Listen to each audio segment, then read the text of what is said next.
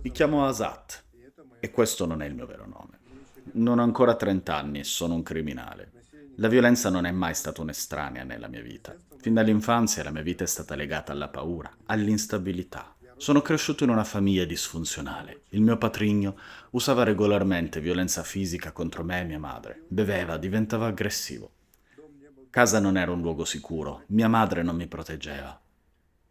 Molte volte, anzi, si schierava dalla sua parte o cercava di ignorare quello che accadeva. Mi sentivo completamente solo. A 14 anni me ne sono andato di casa. Mi trattavano come un domestico, un capro espiatorio. Sono andato a vivere dalla famiglia di un amico. Avevano le loro difficoltà, ma per me divennero l'unico luogo sicuro. Per me sostituirono la famiglia. Ho dovuto diventare indipendente presto. Lavoravo, mi mantenevo da solo. Cercavo ancora di studiare. Studiare, crescere, costruire. Costruire il mio futuro e vivere rispettando la legge. Ma sono un criminale. Sì, il mio crimine è amare in Turkmenistan. Cominciai a capire che ero attratto dagli uomini quando ero ancora adolescente. Allora non sapevo nulla di persone come me. Per molto tempo ho pensato di essere l'unico. Provavo paura, solitudine, smarrimento. Non potevo parlarne con nessuno. Nella società in cui sono cresciuto, dell'omosessualità si parlava sempre con aggressività, scherno, condanna. Per questo nascondevo tutto. Cercavo di reprimere i miei sentimenti e vivevo con il pensiero che in me ci fosse qualcosa di sbagliato. Solo più tardi, fuori dal Turkmenistan, ho incontrato altre persone con il mio stesso orientamento. Solo allora ho capito che non ero né un mostro né un errore. E non ero solo.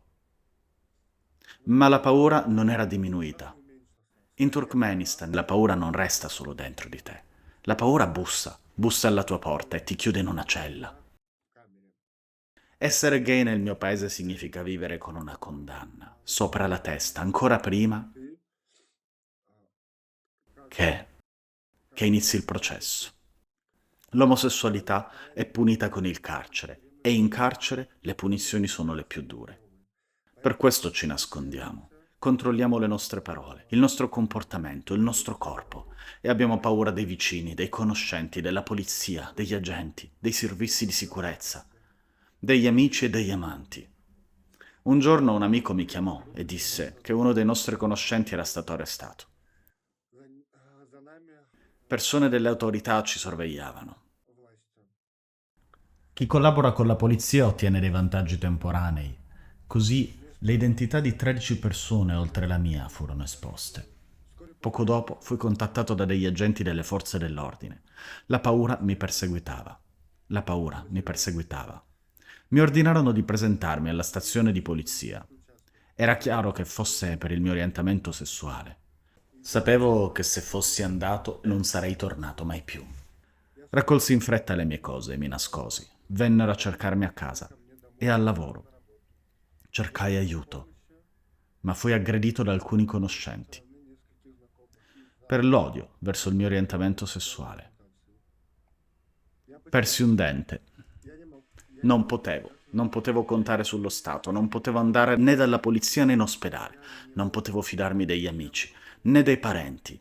Qualsiasi passo falso poteva condannarmi. Avevo paura di farmi vedere per strada, avevo paura di rispondere al telefono. Avevo troppa paura per fidarmi delle persone. Così prima scomparvi dentro il mio stesso paese. Mi nascosi in un'altra città, aspettando con cautela e cercando di restare invisibile, cercando una qualunque via d'uscita. Ogni giorno passato lì, sapevo che avrebbero potuto trovarmi. Non stavo pianificando un viaggio, stavo fuggendo. Alla fine riuscii a lasciare il Turkmenistan, ma andarmene non significava sicurezza. Significava soltanto che ero sopravvissuto alla prima parte del percorso. Dopo la fuga iniziai a parlare pubblicamente usando lo pseudonimo Asat, perché volevo che altre persone come me, sapessero di non essere sole. Ma anche questo è fonte di pericolo. Se torno in Turkmenistan, le autorità mi collegheranno a queste pubblicazioni. Potrebbero interpretare le mie parole come attivismo e punirmi per questo. Essere sieropositivo ha solo peggiorato la situazione. Se torno, sarò discriminato, isolato, arrestato e non potrò continuare le cure in sicurezza. Non voglio una vita speciale, voglio dignità e pieno rispetto per la mia vita.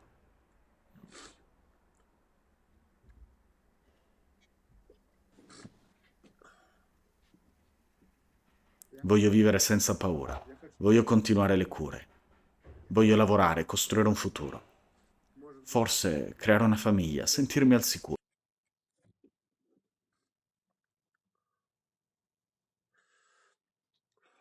Chiedo la possibilità di vivere e racconto la mia storia perché le persone devono sapere.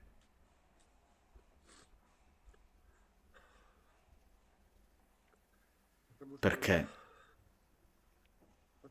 altre persone come me non devono restare sole. Non lasciateci soli. Non lasciateci soli. Non lasciateci soli.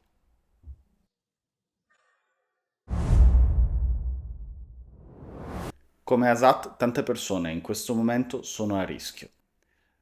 La tenda di Jonathan cerca di dare una mano e voi potete aiutarci ad aiutare. Sostenete il fondo di solidarietà della tenda di Jonathan. Permetteteci di dare una mano.